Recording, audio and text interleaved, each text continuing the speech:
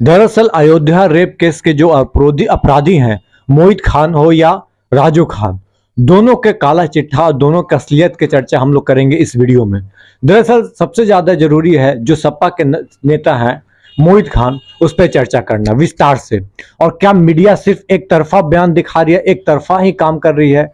इसका narco test और DNA test क्यों नहीं होनी चाहिए, इस पे चर्चा करेंगे। और क्यों सपा बार बार नार्को टेस्ट और डीएनए टेस्ट की चर्चा मांग कर रही है, इस पे भी चर्चा करेंगे।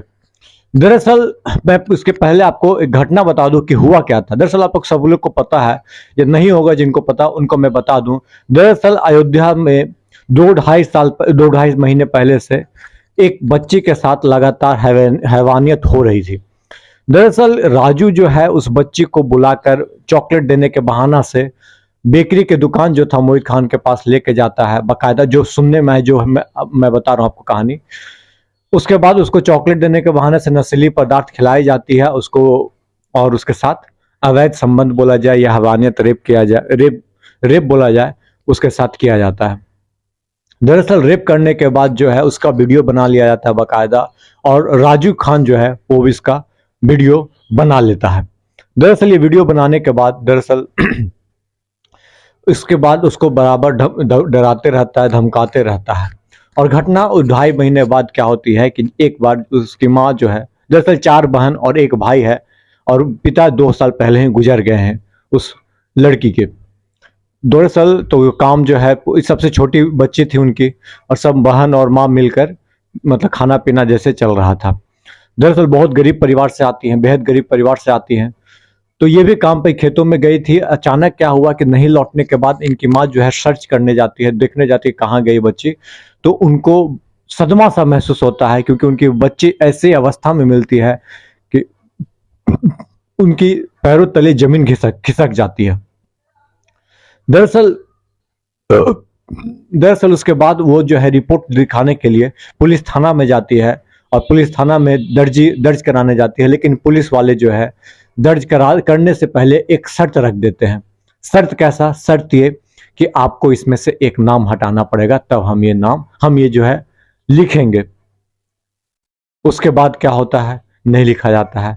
उसके बाद फिर आगे बात बढ़ती है, फिर बोला जाता है कि भाई नहीं लिखेंगे जब तक आपका एक नाम नहीं हटाएंगे।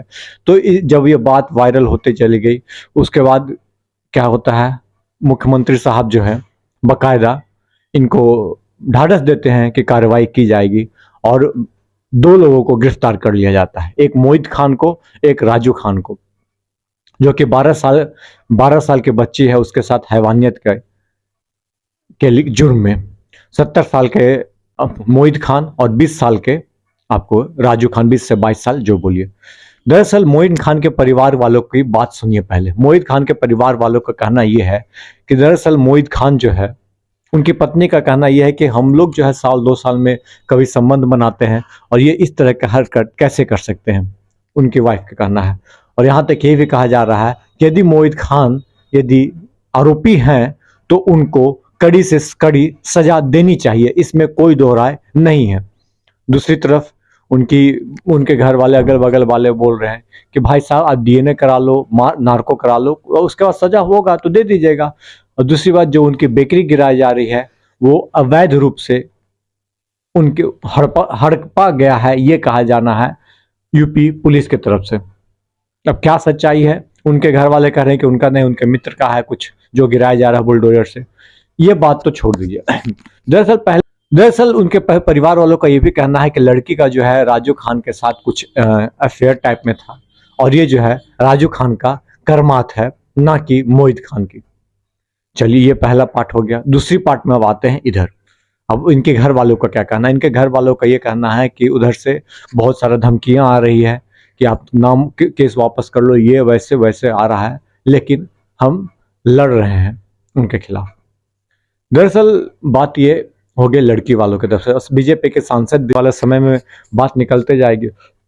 दरअसल 70 साल का उम्र का आदमी यदि ये कांड करता है तो इससे शर्मसार करने वाली घटना नहीं होगी। जो कि 12 साल के बच्चे के साथ आप हैवानियत कर रहे हो, शर्म से डूब जाना चाहिए। चुल्लू भर पानी में आप लीजिए और अपने आप को डुबो के मार दीजिए। आपका बच्चा है, आपके शादीशुदा आदमी है, 70 साल के हो गए हो, जवानी अधर में मतलब मरना अधर में पैर लटका हुआ है कब्र में, उसके बाद यदि आप ये घटना कर रहे हो तो आपसे संसार, आपसे आपको शर्म आना चाहिए। शर्म नहीं, मतलब क्या बोले हम आपको, कोई भी जो शब्द है उस शब्द आप यूज कर लीजिए, अपने आप को गलिया लीजिए यदि ऐसा है तो। और नहीं है, अब कुछ लोग बोल रहे डीएनए टेस्ट और ये टेस्ट फर्जी है, क्यों करवाएं? देखिए सर, आरोप कोई लगा के चला जा रहा है, ठीक है, उसमें कितनी सच्चाई ये भी तो जानना होगा, है भी कि नहीं, कि बस ये टीआरपी बढ़ाने के लिए काम किया जा रहा है या किसी को बस फंसाया जा रहा है, ये सच भी जानना होगा। कुछ लोग बोल रहे हैं कि भाई ऐसा थोड़ी ना होता है, जब उसके समय में हुआ था, अखिलेश यादव के समय, तो कितने को डीएनए, कितनों का नार्को हुआ था। आप बात समझिए, कोई भी आपको आरोप में घसीट लेगा तो जब तक डीएनए का पता नहीं चलेगा तब तक आप कैसे किसी को, मुजरिम को, उसको फाइनल बताइएगा कल्प्रिट है। इसलिए होना चाहिए, बाकायदा बचाने के लिए नहीं, मुजरिम को फाइनल डेस्टिनेशन पे पहुंचाने के लिए डीएनए टेस्ट होना चाहिए। देखिए, कहा गया है कि 100 आरोपी छूट जाए लेकिन कोई बेगुनाह नहीं बचे, बेगुनाह नहीं हत्थे चढ़ जाए, ये कहा गया है। अब बेगुनाह यदि हत्थे चढ़ जाता है तो कभी माफी नहीं मिलेगी उसको, जो इसको घेरा जा रहा है, बेगुनाह को जो हत्थे चढ़ा रहा है। अब कौन बेगुनाह है, क्या है, ये हम नहीं जानते हैं, ये तो आने वाला समय में अदालत तय करेगा। चलिए, वीडियो पसंद आया है, चैनल पर पहली बार आए हैं तो चैनल को लाइक शेयर सब्सक्राइब कर लीजिएगा। जय हिंद, जय भारत।